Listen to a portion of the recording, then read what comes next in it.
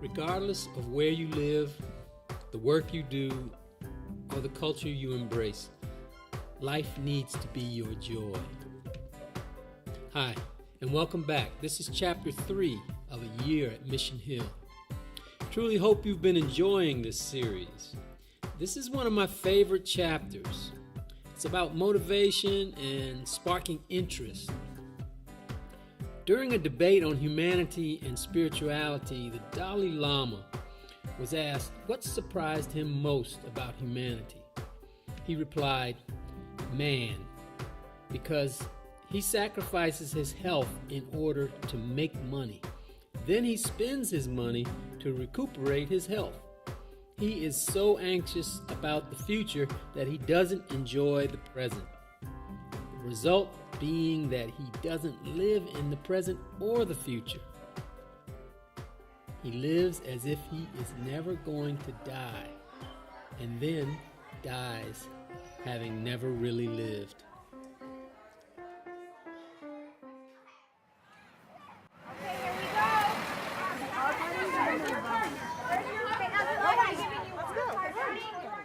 What makes a mind come alive? This question is at the heart of every discussion about teaching and learning. At Mission Hill, teachers began addressing this by developing their curricula together. It's really cool. We begin every school year off-site. The farm school is a particularly special place for us. All different ways to It is a place where we see each other for the first time after the summer break. I love the hook in your introduction. As we think about our planning for the year, being a steward to the land, having meaningful work, and being kind just really speaks to the work that we're going to engage in. Allow kids to be creative with that, almost like a... This year, in every class and across every discipline, students will spend the next several months investigating the first school-wide theme, the natural sciences. And I'm thinking about who those kids were who knew a lot about the anatomy and the importance of bees and sort of maybe pulling them to help. We are going to be studying honeybees a lot. Like every day we're going to be talking about them, learning about them, reading about them, and watching them. We're going to watch them fly. We're going to watch them dance. We're going to watch them eat. We're going to watch them clean. We're going to watch them make babies. Oh, come on. Wait, and what's different about that, baby? Look at it now.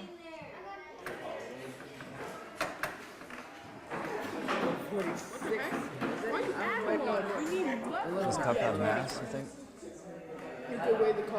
For me to print out a Xerox and have them memorize all the organelles, I don't get the point. They'll absorb it in a meaningful way when they need to. So you guys already figured it out, you don't need me? Knowing how to find the information and how to solve the problem is what's most important for me. Coming from sort of science and engineering background, my goal is that they can work as a scientist or an engineer, that they can identify a problem and find ways to go about solving it.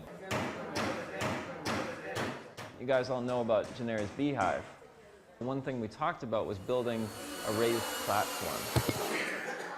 A kid can express his understanding for how something works through building, for example, or learn measurement through construction. Gone over and working to make sure that your terrarium is going to live and thrive and be healthy.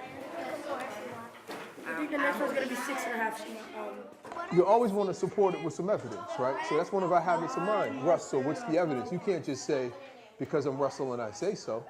You're great, right? But I need to have some evidence to support why you think it will happen. 15, 16, 18, 16, 17, yes.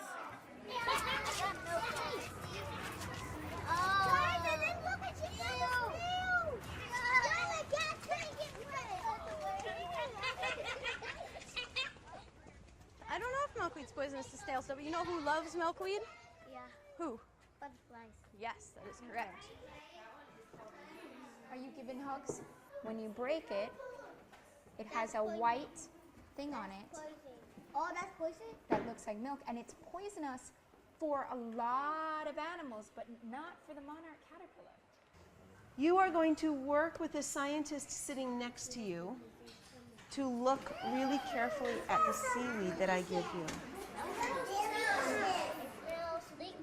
It smells stinky, I hear. What do you notice?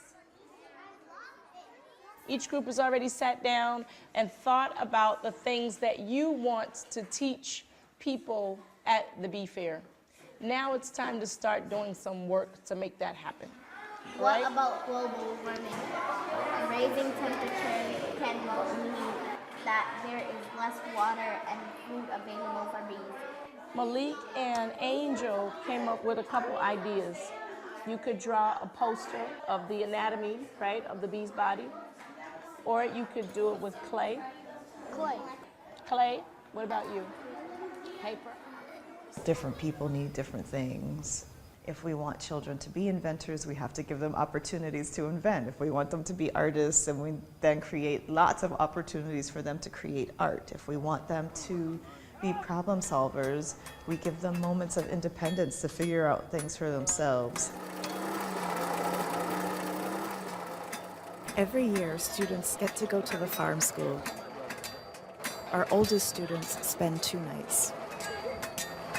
Every time we go there and a kid has more ownership of that place, the more they imagine what's possible. You could sell it probably for about 50 cents a pound.